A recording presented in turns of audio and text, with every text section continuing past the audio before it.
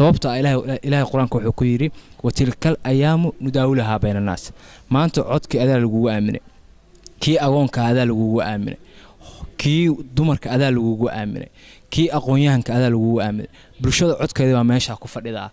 maanta codkaagu ama wadanka waa badbaadinaya ama wadanka uu la harayaa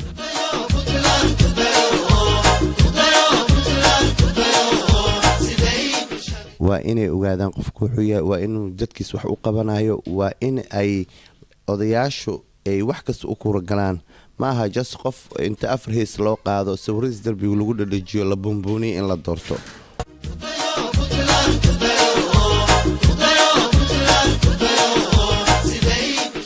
waxaan ummadda Puntland ugu baaqayaa inaad codkiina midaysaan wadankiina aad noqotaan muwaadiniin hadeedinaan muwaadiniin noqon waxaad ogaataan inaanna waxba gaarin heerna gaarin nimankan soo sharaxayana waxaan leeyahay tartiibsada iskuna kalsoonaada ayaan leeyahay